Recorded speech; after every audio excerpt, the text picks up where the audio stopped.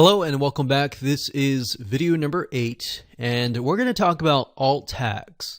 So alt tags are tags that are associated with a image and they're located in the code that tells Google or other search engines what your image is all about.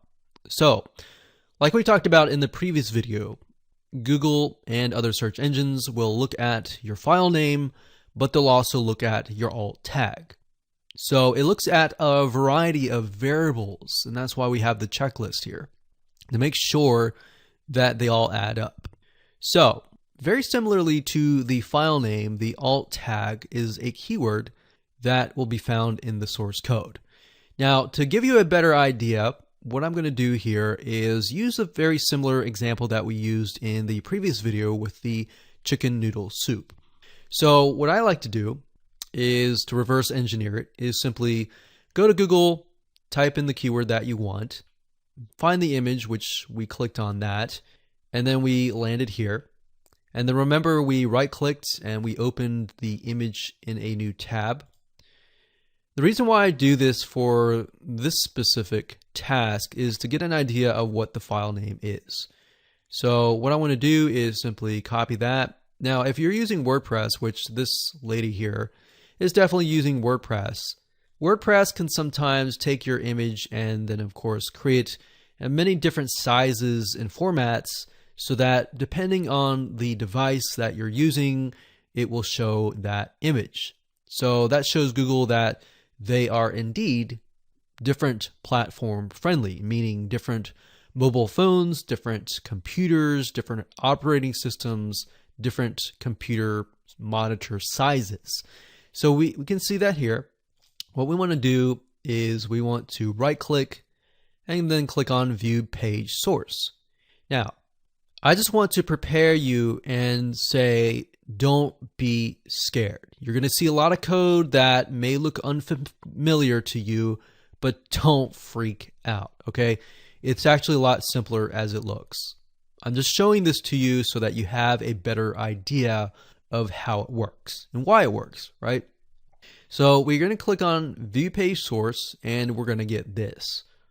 I went ahead and did it because it takes a few seconds. That way you don't have to wait. So what we're going to do now is try to find that image. So the reason why I looked at the file name was so that I could get the file name. And now I'm going to do a search. So I'm using a Windows computer. I'm going to do a search for that file name. So there it is. All right. So I'm going to zoom in here so that you can see it a little bit better. So now let me do a search for that file and we can see it there. Now, like I said, with WordPress, it's going to create several different sizes. So we see that here. But if we scroll up, and I'm going to make this a little bit smaller, like that. All right. So if we take a look at the image tag is always going to start with this sign, img space class equals how you want it aligned and the image source, which is this. And then of course you have the alt tag.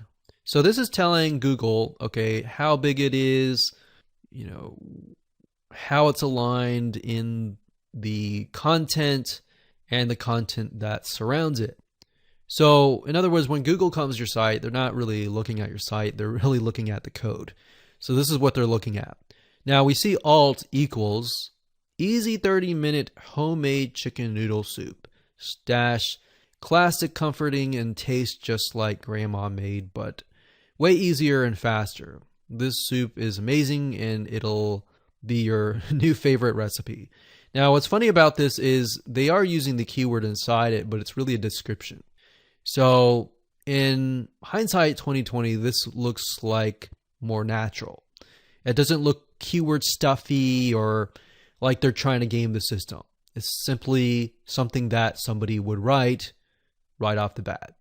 Now we can see the image size and all that. Now, that's the alt tag, right? So 30-minute homemade chicken noodle soup. And that was in the beginning, and you want to make sure that the keyword is in the beginning. Now, if we do this again, let's just go back over here and reverse engineer again. And this time I am going to click the second one.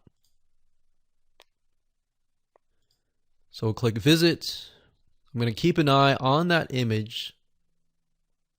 So I believe that's this one here. Let's just take a look. Yeah. Bread on top, butter on the right.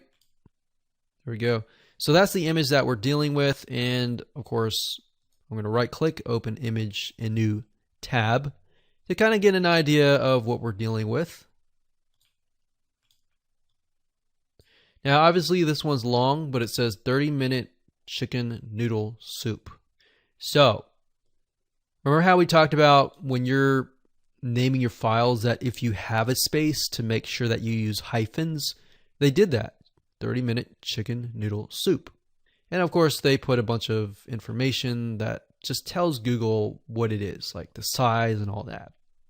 But they could have kept it simple and they would have gotten the exact same. Now, if we go back here, we want to figure out what the alt tag is, right? So click no thanks, right click, view page source, and we know the image is at the very top, right?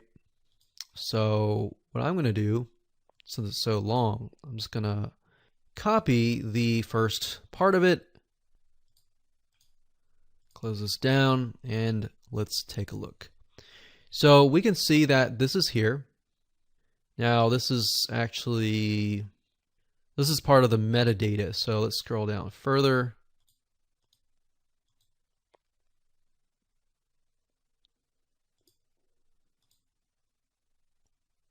Okay. So if they were our competitor, we can get an idea, and we can see that they are definitely using, it looks to me like a Yoast SEO plugin or some sort of SEO plugin that is creating all this metadata. And metadata essentially is data that the search engines use. Okay, so this one's a little bit more difficult to see. Let's see, alt. Okay, so after looking for a few more seconds, I found it here. This is here.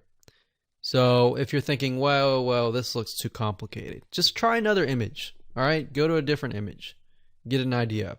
And I'm really just showing you this as a way to reverse engineer it to give you a better idea of how it works. You don't have to necessarily do this yourself, but this is a good way to figure out what your competitors are doing. So we can see here, it says IMG, and let me zoom in just a little bit.